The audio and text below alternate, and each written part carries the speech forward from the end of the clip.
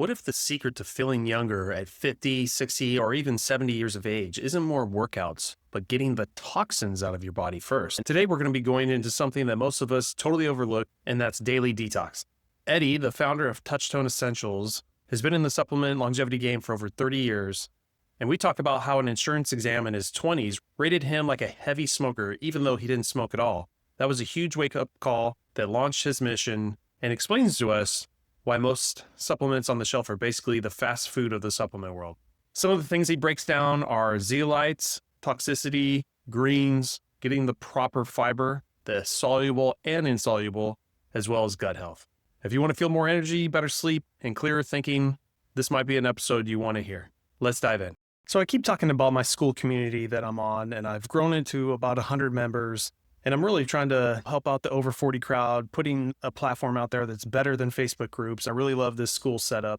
Having any type of discussion, if you can look at the tabs here, from general discussion to focusing on diet, movement, inflammation. So this is just where I'm spending my time. So once again, check out the show notes for the link, or if you just Google over 40 fitness hacks SKOOL, SKOOL, I will be the first thing that pops up on Google with the SKOOL emblem right there. And you can sign up that way. Check us out. Hope to see you there. Eddie, I just want to thank you for coming on my show. Before we start, I told you that we had one of your research scientists, part of Touchstone Essentials, on my podcast just the other day. And I didn't know that you were actually the founder of Touchstone Essentials. So this is going to be great. And I know you have a slew of different products, and my audience is real into overall health and getting into longevity and kind of low-level biohacking is what I like to call it. But before we get into some of your cool products and what you have to offer, my audience always wants to know, how'd you get into what you're doing? And I'll let you take it away. Sure. Well, first, thank you for the invitation to be here and to speak to your audience. Always appreciate those chances. I'll do my best to sort of live up to Dr. Andrews, because you've already seen he might be one of the brightest minds on the earth. I mean, that is a guy, that wealth of knowledge and quite an academic specialist. My story begins, I'm about to be 62. And for me, this is really a 30+ year endeavor. And it was sort of real pragmatic how I got into supplements. Basically, my mid-20s, the work, I had to get an insurance exam for work. And when it came back, my rating was the rating of like a heavy smoker. And I didn't smoke. I was just somebody that had sort of ignored any level of fitness or healthy habits after I got out of school. And so, man, I was a little overweight, my cholesterol, my blood, I mean, it was just terrible. And I could look in the back seat, right, and see the fast food and all of that, just realize what was at the source. But it's a bit of a wake-up call. I didn't want to be in that, right? Call it vanity, call it survival, sort of whatever. And so I made some lifestyle changes, which meant looking at supplements and paying attention to them. I'll tell your audience up front, I'm a big believer in supplements. That doesn't mean I believe in all supplements. I think there's a real difference, but I think they can bridge the gap between where people are and where they want to be.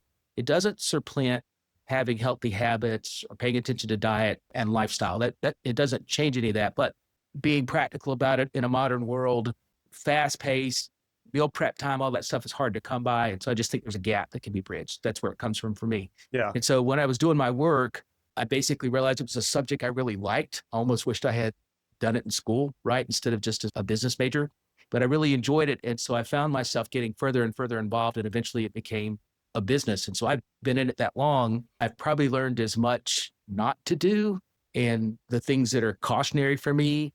Based on your audience profile, most of your audience is probably somewhat like me. They've been in this for a long time. This is not their first time of buying a supplement or whatever. And so they have some discernment now and how to make decisions. And so over the years, I've just come to appreciate there's sort of supplements can be in sort of a fast food-like category where they're just off-throw sort of ingredients. And really, unfortunately, that's probably 98% of what's out there. But there's a couple percent where they really are making a quality product. And so I think people are getting what they pay for. Yeah. For me, the personal trainer, running gyms and everything, that was never on my horizon, because running the business and just training people and beating them up was the main thing. And not until I got 40, started this podcast and really started doing a little bit more research instead of just going to GNC or whatever's on Amazon. And I've had some successes, but through this podcast and doing more research and talking to founders and experts and scientists in the field, really finding those gems, figuring out that quality really matters, that all the stuff that's out there for controlling all these different supplement companies, there's so many loopholes and ways companies can just cut costs and this and that. So over the last 2 years, I have really just improved my stack of supplements, and their supplements, lifestyle, just like you said, lifestyle and diet, training and exercise come first, and it's meant to just offset what I can't get in my normal daily diet as well as my audience. So this has just been a really cool thing. And then going more into like, I know your product, I just talked with Dr. Andrews, caring about longevity and telomere health, and knowing that there's supplements out there, that these are like groundbreaking things that are coming out. So this is such a cool time right now. And with AI, that's going to help expedite this also. Yeah. Yeah, I agree with all of that. It's funny you said when you turned 40. I do think there's like this inflection point, right? For most of us, I don't know if it's 35 or 40 or 45, whatever. All of a sudden you just wake up and you don't leap out of bed anymore, and things take a little longer to recover. And you used to be able to eat at midnight and wake up skinny, and that all sort of changes. But I think it's critical. There is a bit of a mind shift, right? Because through drug therapies or other things, we could definitely keep life going, but doesn't mean you're living life in the way I think most of us want to, some energy, some vitality or whatever. And so when you put all that together, the one thing I hope, I mean, listen, we're a for-profit business. I like us to sell things, but I really hope with appearances like this and some of the things we write is that people recognize you got to at least pay attention to your health, make time for it, make it a priority. And when we're younger, that's a harder message to digest. You're like, oh, I'd be fine no matter what I do. And so I like shows like this and what you're doing, because I do think it encourages people, hey, just take some ownership, right? Make some lifestyle changes, adjustments, or whatever you can afford to do. Yeah. And you know what I've learned being over 40 and my whole extensive career of being in this business for the last 16 years and thinking that I have my health and wellness just at that top tier, and meeting someone in their 50s or 60s who just started and just did all the right things and knew what they were doing and had better biomarkers than I did. That's just proof in the pudding that it's never too late.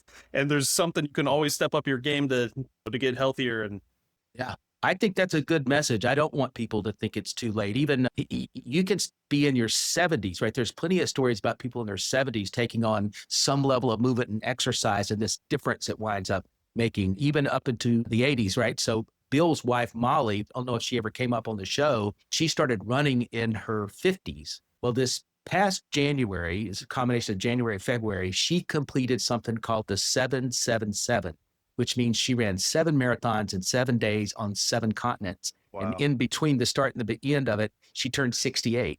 So even though she started in her 50s, right, she's doing something incredible like that. So I think it's encouraging. Yeah, it just shows you how powerful the body is and can adapt to change even at that age. That's great. Well, Eddie, let's dive into some of the other things Touchstone Essentials has that you're excited about, and I can tell you what knowledge I have on some of those things like Zeolite, and then, like I mentioned, just had Dr. Andrews on. So telehealth, we just did a full hour episode on that one. So I urge the audience to go back a couple episodes to check that one out. Yeah, I will say this on that subject matter. You may have some younger people watching this and they're like, oh, telomere health, do I need to think about that today? You do. Every decade, or the earlier you start, I think it's the best way to say this, the benefits have almost like compounding interest. They have this outsized impact later on. So maybe I'm just saying to your younger audience, don't sleep on this idea. There's some great things there. That would be a supplement that the earlier the better, but everything else, it seems like, it's not never too late. That wouldn't be, put a little timestamp on it. So here's our approach. And this is really sort of born of my experience and my staff's experience. And boy, I bet if I added up my staff's experience is close to 1,000 years in terms of just being in this type of space. We have tried to make things as approachable as possible. We do hear concerns from people like, oh my God, I got all this stuff on my counter in my kitchen. I don't even know what to use or how to put it together. I'm not a scientist or nutritionist or whatever. So we've tried to take and make it really approachable, thinking about convenience, thinking about affordability, thinking about things like taste, right? If something creates mouth fatigue, eventually you stop using it. I mean, you might choke it down for a week or two, but you're not going to choke it down forever. That's just not a thing. Yeah. And one of the sort of hidden sides of all this is to think about toxicity. I think most people recognize there's a toxic exposure, right, in the modern world. There's sort of no way to get away from it. I think it's 100,000+ different chemicals, man-made chemicals are utilized in consumer products, goods, services, agriculture, dry cleaning, whatever the heck it happens to be. And the body's ability to manage those exposures, it varies widely. I mean, you've got some people that can have the same exposure and have these really acute reactions, from skin rashes to headaches to much more serious types of issues.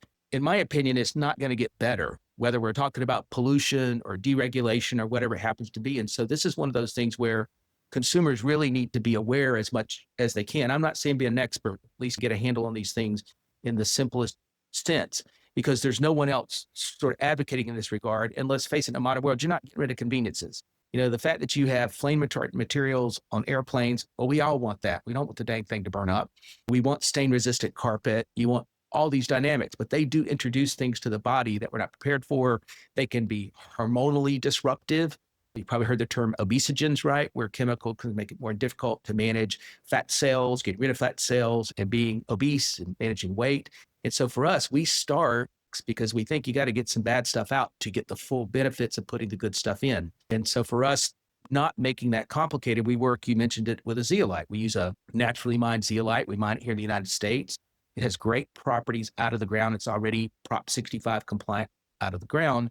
But then we have a proprietary process of then making it more bioavailable and sizing it just right. But the main thing we try to communicate is that if you don't have sort of a detox practice, then you rely on your body completely. Now your body's good. Kidney, liver, skins, lung, you got a lot of systems to help manage toxins, but there's definitely in a modern world of body burden and performance erodes, just like over time, if you didn't maintain your car, air filter, oil filter, whatever, things get worse over time. With your body, I believe something that happens is as these things accumulate, performance slows down. You don't notice it overnight. It's happening to you at such a slow pace that, maybe this started for you, say, in your mid 30s. All of a sudden in your mid 40s, you're like, man, a little heavier than I used to be. Things are a little more difficult. You may chalk it up completely to age, and age certainly would play a role, but you may not have paid attention to the impact of toxicity and or lifestyle issues. And so we try to get people to think about getting the bad stuff out in a manageable way. The zeolite we have, that's the most popular, it's called PBX. It's a nano-sized product. It's small enough to get into the cell so you can manage things like heavy metals, cadmium, lead, mercury at the cellular level, right? Which is a good place to start. We also size it for the gut, and we have fulvic minerals to help with detoxification. We got a fiber product in greens, which also natively works with your body, such as cruciferous vegetables. So the bottom line is we try to give people tools. It's going to be based upon their appetite and a little bit of time. But if you take even our Pure Body Extra, the most popular, it's odorless and tasteless. Spray it in your mouth 2-3 times, 3-4 times a day, right? Because it works based upon proximity. Yeah. And for those that are curious about that, the way zeolites work, it's a simple process. A zeolite has a cage-like structure under the microscope, and it has a negative charge. But when you talk about heavy metals, cadmium, lead, mercury, they have a positive charge. Even volatile organics, positive charge. Most of the toxins out there have a positive charge. And so when it comes in proximity throughout the body to, say, a zeolite, it's almost like the north end and the south end of the magnet sort of bind together. And the nice thing is a zeolite is a hardened mineral, can't be broken down by the body. So it's going to evacuate, assuming normal health, 4 to 6 hours. And so it's a real simple, easy way, not a Hertzheimer type of impact where people are having all kinds of side effects, just a real simple process. And so we look at these things as a habit on a daily basis, because here's the thing. It's not a one-time exercise, just like eating right. It's not a one-time thing. You don't live in a bubble. And so these are things, can I build a habit around it, mix it somewhat in whatever way makes sense for someone into their budget? So just like you're trying to put the good stuff in, get the bad stuff out. That's our approach. Yeah.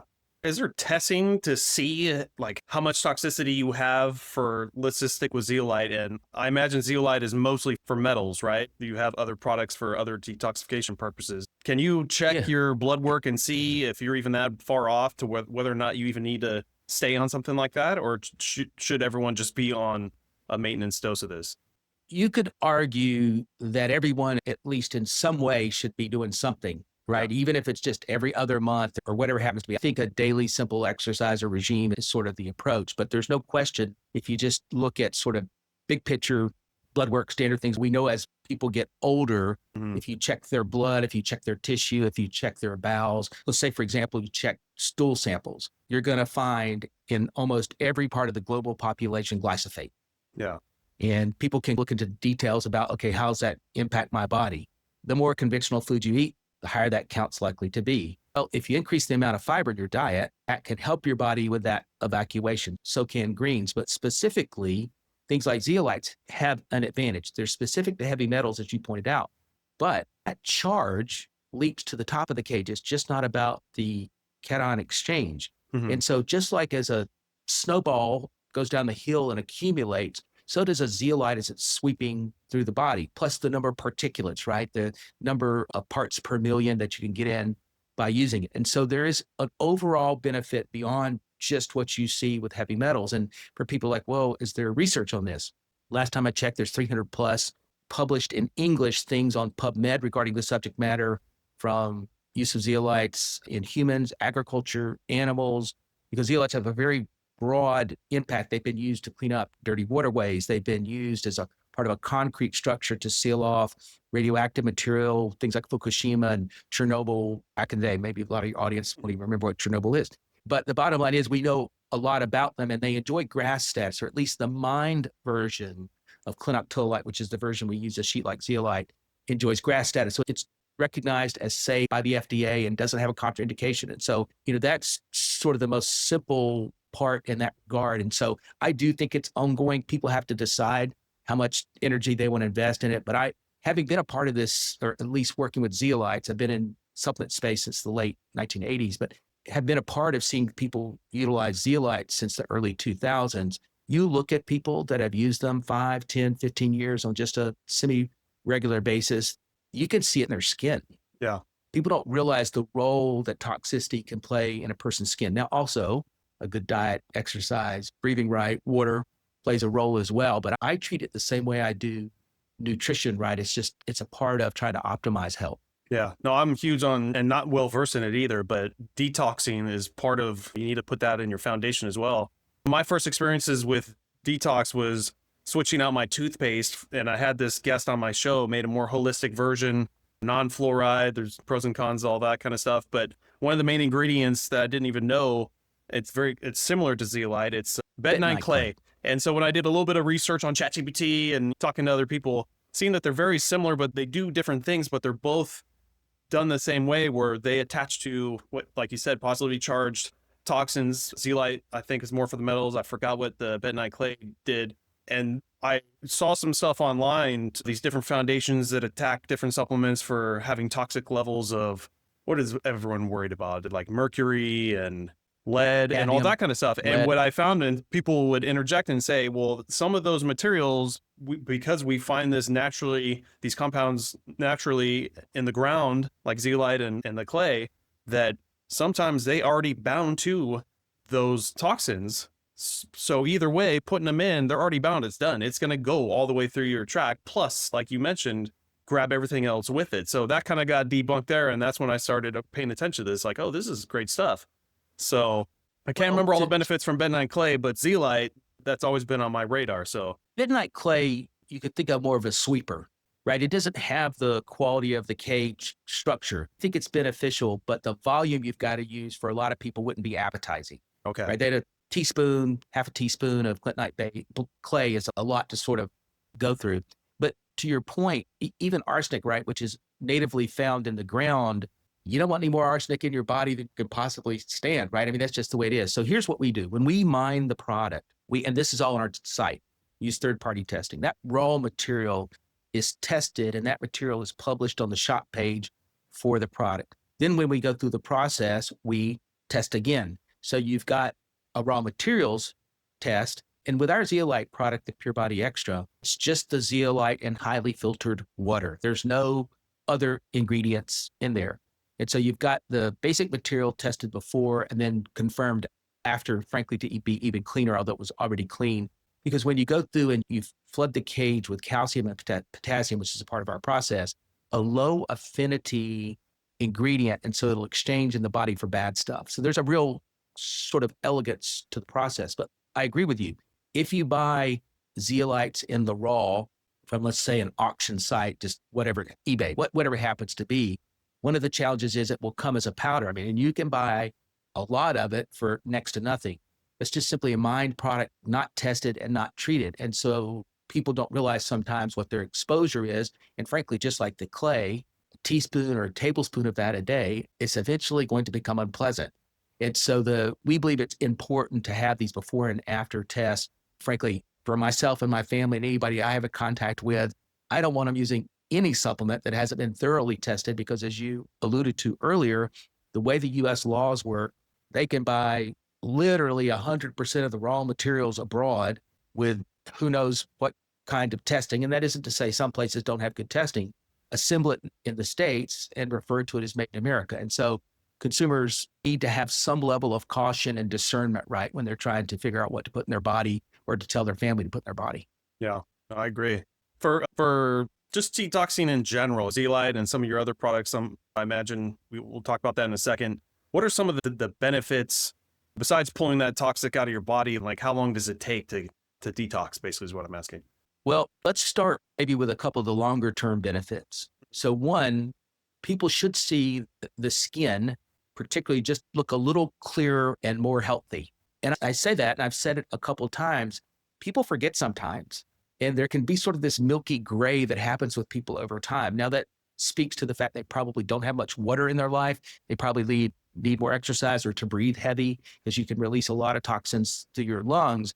But they would be amazed if you get on a proper detox regime, how much better and sort of vibrant their skin looks.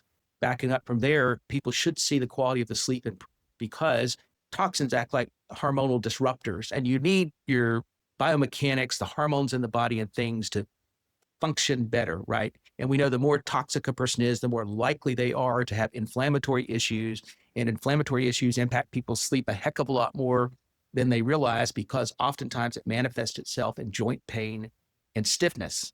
And when you're tossing and turning at night and there's just ever this impact on how you feel, it impacts quality of sleep. Brain fog, and I've been doing this so long, I'm still not sure brain fog is a proper medical term, but we get a lot of feedback from people, just a little more clarity in thinking, a little more mental endurance.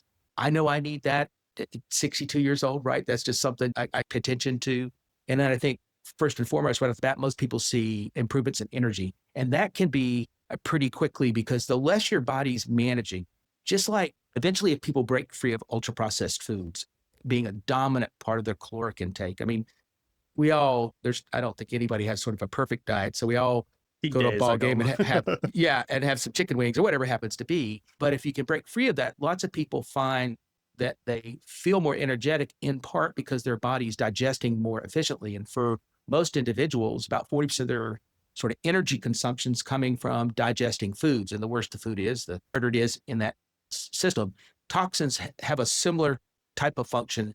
The more toxic a person is, the more they are spending time and energy managing that. Even though it's happening chemically in the system, you don't really recognize that. And so real quickly, people tell us, man, I don't know why. Maybe it's the impact of just my thought process or whatever happens to be. I think I got a little more energy. And in fact, there is, anytime you reduce the sort of chemical burden in the body, the more energetic a person should feel. I think a good test would be everyone should try at least a round of detox.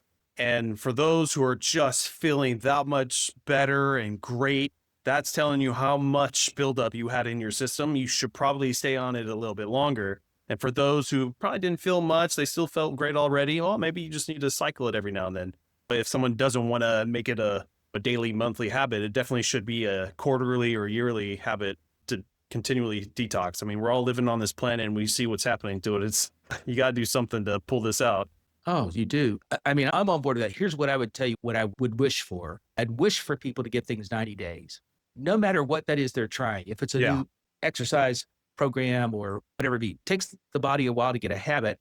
And if you think about it, let's take my age, man, I've had 60 plus years to accumulate whatever does exist. To think I can use something for a couple of weeks and unwind that's probably not being realistic. And so I try to have a rule of thumb of 90 days minimum to sort of figure out the impact of something. Our products all come with guarantees. And so people can sort of look into those things. And we offer promotions to get people to just take a chance on themselves. And so we recognize it sometimes takes a little bit of a nudge or reason or sort of a safety valve for people to try stuff. But I do think if you do give almost anything you're trying that makes sense 90 days, you're just more likely to get a realistic idea. Yeah, no, I'm 100% with you on that one, because after saying that from certain supplement companies and giving it that time, it was probably around day 70 is when I started seeing the results. I'm like, oh my God. And then anything past 90 days, I've taken supplements a year and a half and nothing. So pretty much anything good that's ever happened to me was definitely 90 days or less. So I'm so far sold on that time limit. So glad you said that. Well, Eddie, any other products you want to mention while we're on the subject of detox? Well, let me give a plug for two things that I'm just going to admit up front, the least sexy subjects you and I can speak about. One is a greens powder.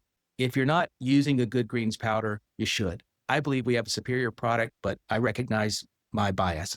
Are sort of linchpins for lots of things and functions in the body, particularly cruciferous vegetables. And if we look at national average, just most people don't get enough greens. They don't like the way they taste, whatever the heck it happens to be. If you're an adult and you care about your health, I'd say just get over yourself. Find something you can choke down. We have a good tasting product. I do not think it needs to be choked down, but find something, if that's your thing, to get out of your own way and give yourself sort of a chance. It's been a few years, but I was listening to Joe Rogan. And somebody asked him, Joe, why do you have greens every day? Just to give my body a fighting chance. I thought that's a great line. That's just a great line. Give yourself a fighting chance. And the other one, this may absolutely be the least sexy subject, is fiber. If we look statistically at increasing an intake of fiber by almost any individual, their chances of just death reduced dramatically, almost, not completely, almost in line that if they stopped smoking, just in terms of impact. Fiber has this really broad impact on colorectal cancer risk, gut, blood sugar control, weight control. There's a very broad range. Most people get very little fiber because of all the processed food. They think a salad will do it. Unlikely unless they're really filling that salad with some special things. And so when you look at the target numbers of 30 or 35, 40 grams per day, a supplement's going to be the most likely way most people are going to get there. I'd like you to use ours because it's a combination of soluble, insolubles, it tastes great, all these other nutritional dynamics. But frankly, I don't care. Just get it somewhere and increase the intake of fiber. Most people will feel that. And again, it's a means of supporting how your body natively detoxes. And so, I mean, I guess I got to carry the flag to making detox a thought process, just like nutrition, exercise, and lifestyle. But it's a big deal and it impacts quality of life and your likelihood of dying. Yeah. Hey, for the last year, I've been real big into working on my microbiome and doing a lot of testing for that. And I've been very successful. And part of that is once you get this microbiome to a level where we think at today's age is most optimal, like if you're not giving that body the fiber to keep these bacteria as good strains or whatever levels they should be at, you end up losing it all. So it's like a waste of money of all the work I did. So that's been on my radar for the last year. Curious, so I've been taking just psyllium husk. It's cheap, it's chokeable, doesn't taste bad. And for me in my diet, it's just real hard to get 30 grams, 40 grams of fiber when I'm trying to sit here and biohack and get to that elite level. So I'm having to do that. What's so different about your fiber supplement than just like a psyllium husk? Nothing wrong with psyllium husk. And if that's all a person's doing, then I commend them for that. But you can step that game up. Okay. Psyllium husk is basically an insoluble fiber, which plays a role, but your body needs both insoluble and soluble. Soluble, the right solubles can help to feed the biome. And so one of the things when you start to think about biome health is thinking about what you're putting in your body that will feed the biome. The biome's nutritional needs, as you probably recognize, are different than, say, the nutritional needs you have as a human being. They overlap, but it's not exactly the same. One of the interesting things years ago when we did the human genome sequencing, I guess it's probably been 15 plus years now, is they discovered, and this is going to be hard for some people to digest if they've not known this before, when you look at a human and you start taking DNA samples, only about 15% of our body weight is really human DNA. About 85% is microorganisms that we live with, creating our structure, and it's hard to digest. That's crazy. Fun, right? And so when you think of microorganisms, right, that's what we talk about when we talk about the biome. And so it needs to be fed. And so fermented foods, as much as you can integrate them into your diet, is a tremendous source, a food source for your biome, and your biome will be healthier. So things like kimchi, fermented soys, there's a lot of things out there that fall into that category. But what happens is the cell structure of that plant material has been broken down by the fermentation process. And so now the biome can more readily consume it, and it needs to be able to consume something. That's why a fast food diet is so terrible for your biome, and or sugar, because sugar feeds the yeast, which you're actually trying to fight off. Your biome is there in part to play this war role against yeast, which you don't want a yeast overgrowth. So there's a lot of dynamics there. Ours is a fiber that's got both the soluble and insoluble, as I mentioned, other nutrition though, that feeds the biome, including spore former and non-spore former. And I know this isn't a show about prebiotics or probiotics, but there are different types and strains, as you mentioned. It's not just a strain, it's a type. So spore formers really survive the gut well. So most don't survive the gut.